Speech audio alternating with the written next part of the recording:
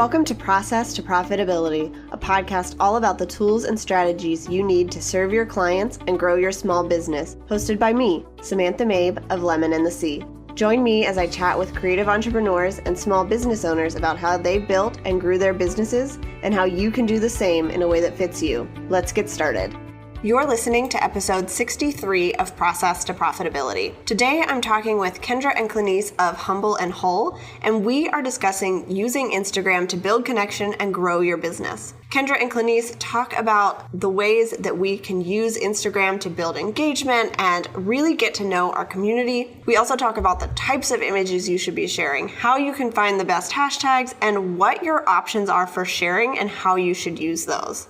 They also give us a couple of the common mistakes that they see entrepreneurs making and the tools that they recommend you use to help you grow your Instagram following.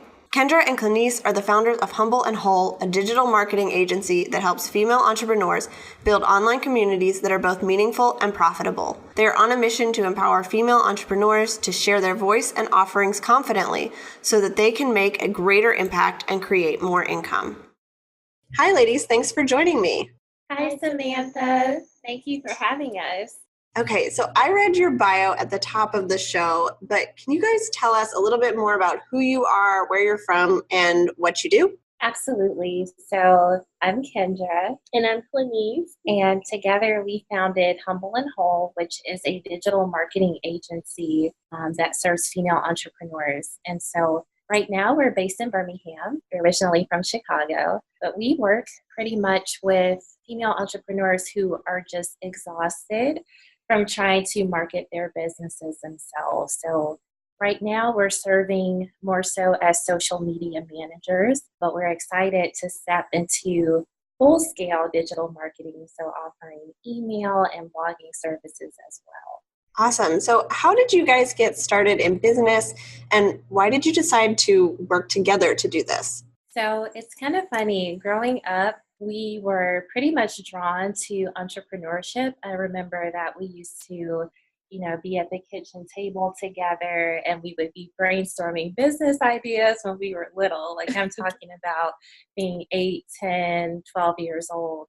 And so while we were growing up, we had a natural affinity to technology. We were really interested in graphic design.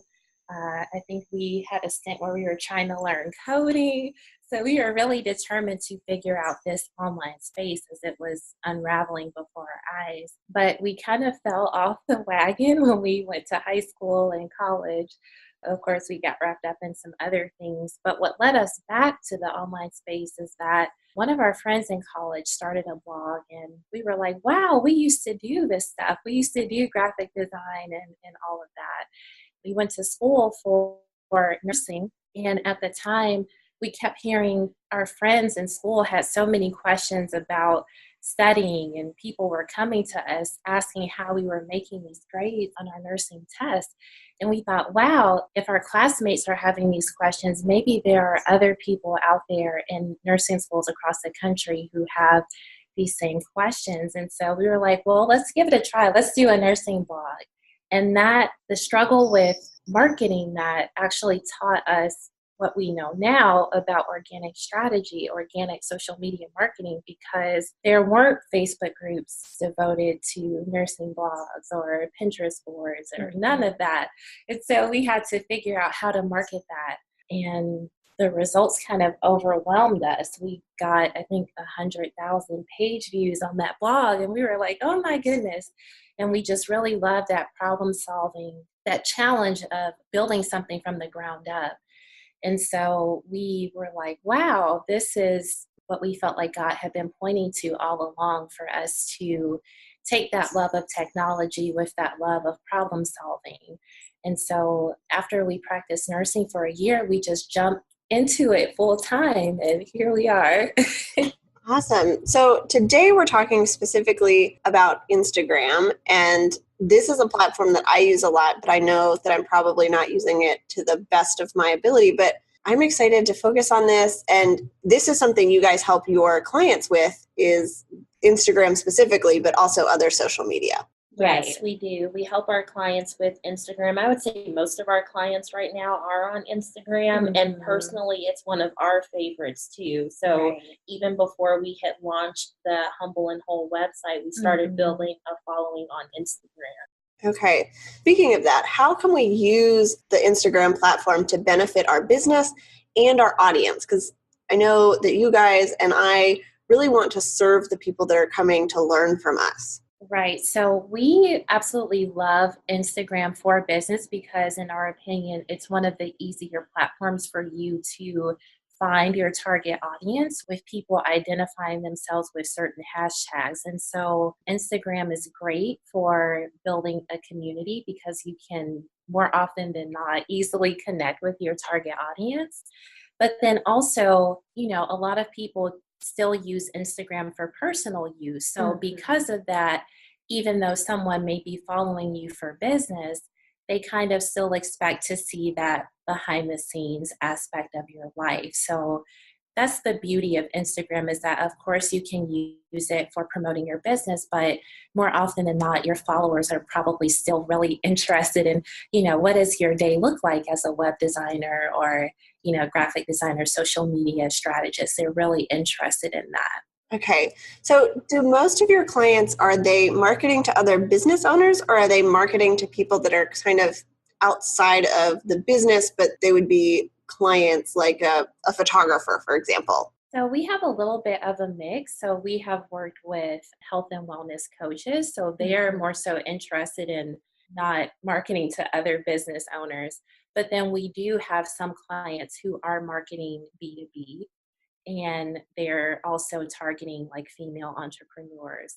But typically, like, our strategy doesn't vary too much. That's kind of the interesting thing, because whether you're targeting a business owner or a stay-at-home mom or someone interested in fitness, what we found is that your target audience, they're using hashtags that tell what they are, basically. So that's the really cool thing about targeting on Instagram. And you find that most people have some of their ideal clients on Instagram? Yes, more often than not. I would say a lot of the online businesses now, you would be able to find your target audience on Instagram. Okay.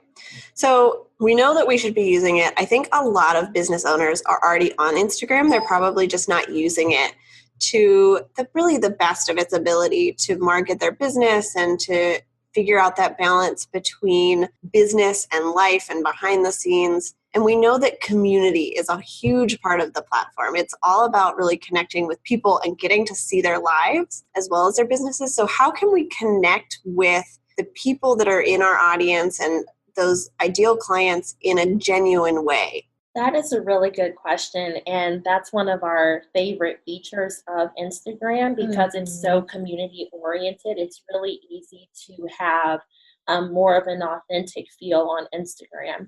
And one of the easiest ways to do that, a lot of business owners will like post and run. So we never advise that. If you see that people are resonating with what you're posting, leaving comments or likes, go ahead and return the favor. See exactly who it is that is coming to your profile. And if that's a member of your target audience, then you can easily continue the conversation with them. So we like to promote returning the favor with comments. But what we also like to do, and something that we did while we were building Humble and Whole, is we would even go so far as to send personal messages to the members of our tribe who we kept seeing the same people commenting and liking. So we would just send them a private message and say, hey, thanks so much for, always engaging with us. And then from there, we would try to learn a little bit more about them. And those people would go on to be clients of ours. So it's a really effective way to not only relationship build, but you never know whether that will lead to a collaboration or a client down the line. Yeah. And I think when you are using Instagram, you know who's commenting on things. A lot of us follow the same people. And while we may follow a whole lot of people, we're really engaged with just a limited number of those people. And so I love that you guys took advantage of that and didn't do it in a salesy way, but just in a way to say hello and thank you and make a connection instead of trying to make a sale. Right. Exactly. And because we started on Instagram like from zero, so this was before we, built relationships with other business owners. Like in the beginning, our following was so small, right? So we could see it was a lot easier for us to notice, okay, when we post like this week, we've noticed that this person has liked almost every single post or, they keep commenting. So I feel like sometimes business owners will feel frustrated that their following is a little bit smaller than they want, but we think that's the perfect time for you to identify like who those biggest fans are, if that makes sense. All right. And speaking of that, how can we increase our engagement and grow our following with the right people? So for increasing engagement, usually this one is a little bit of a simple fix. One of the top pieces of advice that's circulating out there is ask questions and people will answer you back. What we've noticed like with our clients is that usually they come to us because of engagement and they've been putting out really in-depth questions. And so when you're scrolling on Instagram, sometimes you're in the mood to answer those really in-depth questions and sometimes you're not. You're just scrolling, looking through. And so one of the quickest ways that you can boost engagement on Instagram is just to ask more simple questions. So, how was your weekend? What are you reading right now? Yes or no questions related to your industry. So if you're a web designer, maybe you could ask a question like, how do you feel about designing your own website? Is that something that you want to do? Yes or no? And so what we found is that by asking simple questions, that is so key to skyrocketing engagement. So that shift alone increased engagement on our account, on our client's account. And to answer your question about how to attract your target audience, I feel like it's really important to remember that Instagram, like any other social platform, is meant for us to be social. So sometimes entrepreneurs will kind of sit back and wait and see, are people finding me? Are they following me? But what we suggest is that you actually, look at your competitors, look at who's following them, and go to those people and engage with them. Leave comments on their posts because they're interested in similar things. You really have to be proactive about building your following. You can't just sit and wait for people to discover you. They will, but especially in the beginning when you're in that growth phase, it's truly up to you to go out and find who you're looking for, to find the people who belong in your community. Okay. So you mentioned that we can look at people who are following those who are similar to us, who might have a bigger following and genuinely engage with them. It's not like you're sending people out saying you need to get this number of followers. It's more about getting the right people and building those relationships. Exactly. That is what we firmly believe in. We don't believe that you should have a certain follower count to be successful, or, if you don't have 10,000 followers and you're doing something wrong, because ultimately what matters is that you have people who will interact with your content. And so you can tell if you don't have the right people on Instagram because you're not going to see that engagement. You won't see those likes and those comments or those follow requests. Okay. And I think Instagram probably is getting the idea that there are people out there who buy followers or there are bots, and none of the social platforms want that because it goes against everything they're trying to do. Right. And so we tell people all the time, please don't buy followers, because in the end, it doesn't really help. Sure, it looks great to have this inflated number of followers, but people can always tell. We have a trained eye because we're social media strategists, but you should have engagement on your posts. And so when you don't, then it becomes evident, especially with that inflated number, that someone has unfortunately purchased followers. Okay. And you've mentioned with the increasing engagement to ask simple questions. So it sounds like you just want to make it easy for people to engage, to have a quick answer, a quick way for them to get in touch with you and build that connection. Yeah, that's exactly what we advise, because we find that when the question isn't simple or easy to answer, then most people are reluctant to spend time answering that question. Now, this is for the most part, because we do have a client who, I mean, she can have those really intense conversations with her audience, but, they've come to expect that from her. But for most people, your audience won't be willing to take the time to write a paragraph. But they will take the time to say yes or no, or answer a simple question about what they're doing this weekend. We find that works well. Or even like creating a poll so that all they have to do is mark A, B, C, or D, or 1, 2, 3. Those work extremely well. Or even, doing quick tips. I don't know. Those typically do so well on our Instagram. People love just quick facts. So even phrasing them as, did you know that, then whatever is trending in your industry, or a fact that people may not know. So people love those really fast, quick facts, polls where they don't have to really think about the answer, where you've provided some choices for them. And then the typical yes or no questions. All of those are great options to boost engagement. Awesome. And it sounds like these are really opportunities that we can use to gather more information from our audience about things in our industry that maybe they know or don't know or are interested in, to kind of get that feedback that we're always talking about needing. And this seems like a good way to do that. It is. And that's the thing, it is important as a business owner to continue to take the pulse of your audience. I think we phrase it that way because we used to be nurses. But anyway, to do that market research, right? And so it doesn't have to be like a huge annual survey or anything. Right. You can continuously get market research if you're just asking those simple questions on Instagram, for example. All right. Yeah. And I have noticed, this is not Instagram, but on my website, I have just a really simple question of, what is the number one thing you're struggling with on your website?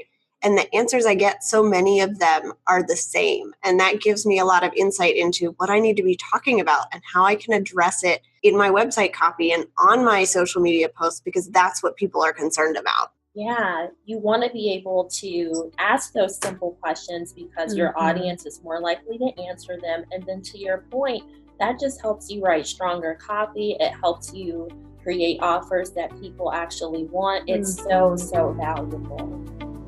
Part of what it takes to run a successful online business is having the right tools for the job. I'm sharing a list of all of the tools I use in my business in my toolbox. And you can find that at lemonandthesea.com/my-toolbox to download it now. These include tools that I use for podcasting, designing, running my business, and other things. So you can get a real inside look at everything that I use every day in order to serve my clients well and grow my business. Again, you can find that at lemonandthesea.com/my-toolbox.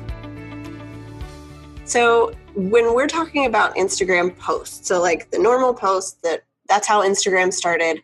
My first question is there an advantage to doing just images versus images with text, or should we have a balance of the two? I think that would really depend on, your brand and your audience, because for us, we've noticed that it doesn't really matter what images we post, whether it's of us, like a specific brand photo or a stock photo, or sometimes we just post plain text posts, and all of those will perform well if we've optimized our caption, if we're asking a question, or we're asking our audience to take a certain action, like maybe to click on something.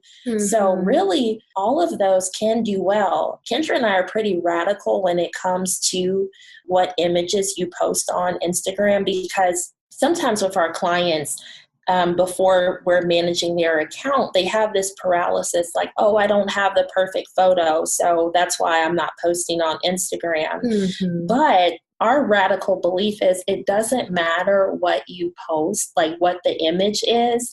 Really, it's about your caption. What are you saying in relation to that photo? What is it that you want to have a conversation around with your audience? Exactly. And so in our experience, all of those posts do well. Does that still true for people who kind of use Instagram as a portfolio, like a photographer or an event planner, where they're sharing things that their audience is going to see as, this is their work and examples of their work? Yeah, we've noticed that with photographers, with like event planners. Really, it runs the gamut, but we still see that whether it's just someone posting more of their portfolio or maybe it's someone who does like all text posts, both will do well. Okay, so that kind of takes the pressure off. You don't have to find the perfect picture. It's more about sort of what you're sharing. Yeah, exactly. Because I think that's like the number one thing that holds people back from truly experiencing the power of Instagram. They get stuck and it goes from, I feel confident, I'm posting 3 to 5 times a week, till I have no idea what picture to take. And now a month has passed or 2 months have passed. So more than anything, consistency is important. And so I feel like once that pressure is off, it's easier to be consistent with posting on Instagram. My second part of this is, what tips do you guys have for us about using hashtags? Because this is something that I still struggle with. So how can we use hashtags effectively? Yeah, so we are crazy about hashtags. Honestly, like that's one of our favorite parts about managing a client's Instagram is we go and we pick the hashtags for them. Could seriously do it all day. But the main thing that we see people doing wrong with hashtags is they use hashtags that identify themselves instead of the hashtags that their ideal customer or client would want to use. So for example, we'll see business coaches who are just, their hashtags are hashtag business coach, hashtag female entrepreneur business coach, or, those hashtags that indicate who they are, but not who their ideal client is. That's one that we see all the time. And I think the second one that we see is there's a misconception on Instagram that if you want to attract a lot of people to your profile, well, you should use these super popular hashtags, ones that have been used like millions of times. And that is not true. If you are using those super big hashtags, it's actually burying your content in the feed. When your ideal clients or customers are looking through that hashtag, they won't be able to find you because so many people are using those literally every second. So our sweet spot for hashtags are to look between like 10K lifetime posts and 500K lifetime posts. Now, depending on the industry, sometimes there are some that are a bit smaller than 10K or a little bit bigger than 500K that still work. But really the key here is not to use those hashtags that have been used like well over 1 million times, because they're just not going to provide value for you. Yeah, I feel like I cringe every time I see someone using hashtag love, because that's like use hashtag on Instagram. I'm just like, oh no. Okay, so how do we then figure out what some of these hashtags we should be using are? Right. So this is where 2 things come into play, where it's really important for you to check out your competitor, because chances are if they're, farther along than you, they have done research on the exact same target audience that you're looking for. I mean, that's always a good first start. But then the other direction that you want to go in is you want to look at who is following you. Look at what hashtags they're using on their posts. So then you can understand, okay, this is how my tribe has been identifying themselves. Let me make sure that I'm using these hashtags on my posts. Okay, that makes sense. So you're kind of looking to them to tell you how they think about themselves and the hashtags that they're using, because that's probably what they're going to be looking at when they come to Instagram. Exactly. Right, exactly. And I'll give a super specific example here. We had a client who was a health and wellness coach, and her target audience was women who were trying to lose weight. So, like, for example, one of the hashtags that we gave her had to do with people who were actively trying to lose weight. So I think it was like hashtag slimming down or weight loss journey. Yeah, hashtag weight loss journey, because those hashtags indicated that people were actively trying to lose weight. So, Right. but if she had just been using hashtag weight loss coach, she would have continued to attract other weight loss coaches, which was her problem. And that's why she hired us. Okay. And it sounds like you're not using hashtags that are irrelevant to what you're sharing. It's just figuring out how to get in front of the people that you can help using hashtags that they're actually looking at. Exactly. Yeah. That's exactly what we do. Okay. Awesome. Now I want to talk a little bit about the best option for sharing on Instagram, because we just came out with Instagram TV, and there are stories and lives, and then there's the regular posts. So how can we figure out what we should be doing, where we should be sharing, all of that? So I love this question because I feel like, more than any other platform, Instagram can easily overwhelm you with the options available. And so what we tell people is that first, it's really important that you create content that is within your own strength. So for us growing up, we were always fond of writing. And so that's why more than anything, most of our content, is truly those regular grid posts. We've heard the buzz about stories. We recommend stories to some of our clients, but ultimately it's about what your strength is and what you enjoy doing. There are some clients who absolutely do not enjoy video. So we would not recommend that they try to share on stories, every day of the week, because if you're not passionate about the method that you're using, it's going to show. And so more than anything, you want to make sure that you're passionate about the content you're putting out and that it's within your strength.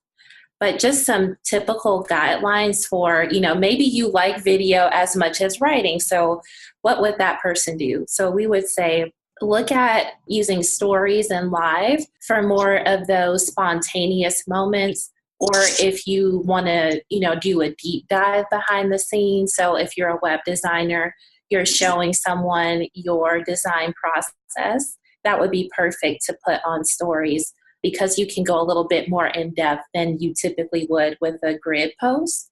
What else would you say, Kleneice, regarding when they go live, for example? I know a lot of people have questions about that. Yeah, so we recommend that lives are between 5 and 10 minutes long. So if you're going to do a more in-depth video, that would be a good opportunity for the new Instagram TV. But yeah, as Kendra mentioned, it's really all about what people feel comfortable doing and what they're going to be consistent with. So there's no right or wrong answer as far as, should I be using all 4 or just 2 or just post? It really depends on your brand and your audience and what you will stick to doing. Yeah, I feel like there's so many different variables with what content you can post on Instagram, but absolutely, like what Kleneice said, I want to echo, it's just whatever you're going to be the most consistent with and what you're actually getting feedback on. So when you're getting comments, on those grid posts or within the stories, or you see that, hey, when I went live today, 30 people attended, then that's a sign that you should keep going. So not only what you enjoy, but also where are you getting feedback? Where are you seeing engagement? And you can try every option and just see, what works the best for your specific audience. Yeah, I think that makes total sense, because part of it is you have to figure out what you're actually going to enjoy. You don't want to post something that is going to make you miserable because you feel like you have to. And you have to figure out if it's actually worth your time to put the effort into sharing stories if nobody ever watches them for your business. So what other common mistakes do you see entrepreneurs making on Instagram? So apart from posting and running, which we talked a little bit about earlier, we also see entrepreneurs with bios that aren't, the clearest. So you want to make sure that when someone lands on your profile, they understand what you do and who you serve. So that's like one of the most important things that you can do, because people are looking at your profile to see if it's worth it to follow you. So of course they're looking at the images or the stories, or if you went live, but they also want to know, is this person someone that I should be following? And a great way to reassure them is to make sure that you put in your bio what you do and who you serve. And this second mistake that we see kind of goes along with the bio, but so many entrepreneurs are using Linktree on Instagram. Of course, because Instagram, limits us to one link in our bio, but Linktree has crashed like so many times. And you don't want to give away like data and traffic to a third-party app. So what we recommend is that you create a self-hosted page. So on your own website, it can be very, very simple. Ours is super simple, but it gets the job done. We created our own self-hosted page that has, I think, like 5 little buttons on it. So directing people to the blog or our service or whatever we're promoting, because then that Instagram traffic is actually logging in our Squarespace analytics, and we can see what people are clicking on. So because of how buggy Linktree has been, we really don't recommend that entrepreneurs continue to use that in their bio. Just to switch over to that self-hosted page so that you have greater control, greater knowledge of what people are actually clicking on. Okay. I've done the same thing in Squarespace. So what I do is very similar. It sounds like I set up a page just for Instagram. I have just some big buttons that go to sort of the most important pages, and I'll change those out as new things come up. But then it's on my own website. It looks like my brand a whole lot more, and it doesn't cost me any money because I'm already paying for all of the website stuff. Exactly. Yeah, especially entrepreneurs who already have like their own website, like there's no reason for you to post those options on Linktree. And we've actually seen where, I think the last time that Linktree crashed while we were still using it, one of our entrepreneur friends was like running around crying because she was trying to run a promotion during that time and she couldn't get that traffic to her website. So you don't want to be in that position when it inevitably crashes again. Okay. So are there other mistakes, or those are the 2 big ones? Those are the 2 big ones. And then, as we mentioned earlier, when we see entrepreneurs who are posting this great content and we see that people have commented on their posts, but they never come back to interact with their audience. That's something that we see a lot. And in that instance, you're just missing out on creating those valuable connections or building that relationship and that trust with your audience. So we don't like to see that. Yeah. And, we totally get it that as entrepreneurs, we're busy. So you may not be able to respond to every comment, within the minute. So we're not trying to say that you should respond to comments immediately, but just to make sure that you schedule in some time, whether it's at the end of your workday or maybe the beginning, where you can just, make sure that things aren't falling through the cracks, to make sure that your audience feels supported by you, that you appreciate that someone took time out of their day to comment. All right. Are there tools that you recommend for business owners to use for Instagram to just help them out and make it easier?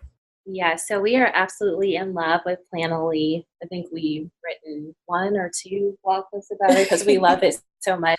But Planoly just truly saves the day. They have a great analytics report that you can look at a glance, so you can see like what your top performing content has been for the week or the month. We also just love the drag and drop feature so that we can easily plan out our feed. And it has just made our life so much easier. Like before Planoly, oh my gosh, like posting to Instagram just took way more time than it should. So that's absolutely our favorite tool. It's also an official Instagram partner, so you're able to auto post if you have a business account. And we do recommend that business owners have a business Instagram. It just makes everything more seamless. And you have those additional analytics. So between having Planoly and the business Instagram, that's a perfect match. Okay. Now, I did have one question because I was going to ask about the business Instagram, but you say if you own a business, you should have a business Instagram account. What if you are turning kind of a personal account into a business account? Do you leave all of those old photos? Do you delete them? What do you do with that kind of content? Yeah, so if you are turning a personal account into a business account, like we see no reason for you to go back and delete it. Some cool things that you can do is you can even do like the grid puzzles or the grid pictures to like indicate that you're starting a new type of content or like redoing your feed. You could do that, or you could just do like 3 blank squares if you don't want to do the grid puzzle. But we don't advise deleting your feed just because honestly, it's not that big of a deal. We've rebranded Humble and Whole, and our old posts are still visible. Like our very first post on our Humble and Whole Instagram, you can still go back and see it. And it's never been a problem because we invite our audience to see how we evolve. And that's just another way to show, hey, I'm a real person. You know, I used to post like this, but now my content looks like this. Or in the case of a personal account becoming a business account, you may find that your target audience is looking back at your personal post and they connect with you through something that you posted. So it's valuable. We don't advise deleting or hiding posts. Okay. And do you have any advice for balancing kind of the business side of sharing with sharing personal stuff about family and what you're doing and that kind of thing? So that ultimately just depends on, your comfort level. Of course, on Instagram, people expect those business posts, but I feel like they are also looking for a glimpse of your personality, your, day-to-day life. So what we do is we have like a specific day where we'll share more personal content. Typically that's on Friday. So that's something that listeners could incorporate, instead of feeling, pressure, like when was the last time that I shared something personal, about myself. You could easily create a day where you're going to share something a little bit more insightful and authentic that's distinct from the typical business or promotional post. Or you could even, reserve your grid posts for your business, but in stories, it's all about your personal life. We've seen business owners do that. We've had clients who do that, and it works well. So like Kendra mentioned, whether you want to reserve a certain day for your grid to share personal content, or if you want to just keep your grid professional and then in your stories show behind the scenes or more personal things, you can do that too.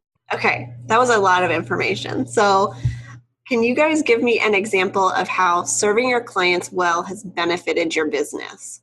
Yeah, so we are really blessed to have worked with some amazing women. And we pride ourselves on, serving them well, making sure that they're seeing results on social media, because that truly is a burden for them when they come to us. But because we put our best foot forward and have attracted our dream clients, it's been easy for us to establish friendships. And so I think it's important for entrepreneurs to understand that when you do put your best foot forward, when you have like that natural connection with a client, it can open so many doors for you. Like for us personally, one of our clients has allowed us to collaborate with her further. We've gotten referrals from her. So all of that happened because of the way that we interacted with her as we were managing her social media for her. Awesome. Okay, so tell me 2 things you're loving right now. They can be business or life, and you guys can each do one, or you can do 2 apiece. Okay, I think we'll each do one. So for me, Kendra, the thing that I'm loving right now in business is our team. So we recently hired a VA, and we welcomed a content manager to our team. And they have been the biggest blessing for us because we were falling behind on blog posts and, even like some of our Instagram posts. And now that we've welcomed both of them, like everything is just running so much more smoothly. And we're like, why did we not bring them on sooner? Yeah, the team is a big one. Yeah. And for me, Kleneice, what I'm loving right now is Asana. Mm-hmm. That's what we use to organize our tasks and projects. And we've used Asana for a while. So we've been in business for 2 years.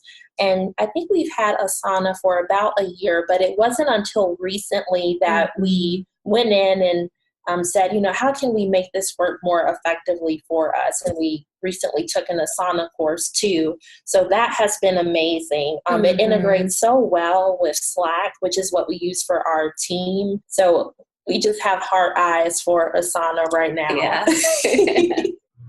Okay, so what are you guys excited for that's coming up in the future? So we are really excited about creating a free email course that is devoted to all things Instagram. It's called The Art of Selling on Instagram, and we're wrapping up creating the emails for that right now. But it's going to be a 5-day email course, and we're just going to talk about ways to truly increase conversions on Instagram, ways to attract your target audience. So it's going to be a value-packed, although short, email course. Yeah, and that will launch the middle of next month. So around July 15th, that's launching. We're really excited. And we're excited about a shift in our overall business model, as we mentioned a little bit earlier. So moving from not only social media management, but to more of that digital marketing agency model. So helping our clients also with blogging and email marketing too, because so often, especially when we're going over our analytics reports with our clients, we just start brainstorming and have other ideas for them in the channels that we're not managing. So we really like to take a holistic approach, and that's where the inspiration for that more inclusive marketing model is coming in. All right. Awesome. That sounds like a lot of fun stuff that's coming up. Yeah, it is. So Q3, I think, is going to be packed with just some really fun projects. All right. So my last question is, where can people find you online? So naturally, we are everywhere. Social media is our job. But we are on Pinterest, Instagram, Twitter, and Facebook, all with the same handle at Humble and Whole. And also, you can come to our website at www.humbleandwhole.com. All right. Thank you so much, ladies. Thank you so much. We have had so much fun. I hope you enjoyed this episode with Kendra and Kleneice. I know that I learned a ton about Instagram, and I think there are going to be some great takeaways for you. Here are your 3 action steps. Number 1 is to brainstorm some simple questions to ask in your captions.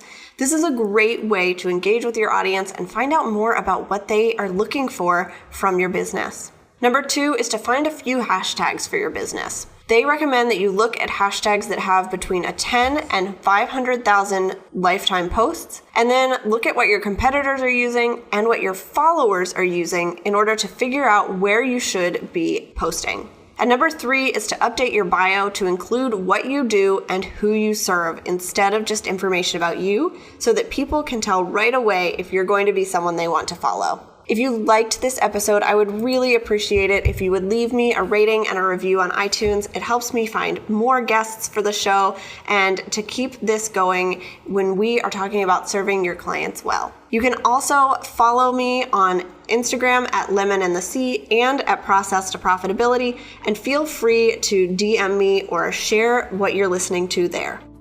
Thanks for listening to Process to Profitability. Please take a minute to leave an honest review in iTunes so that I can help more small business owners and creative entrepreneurs find the show.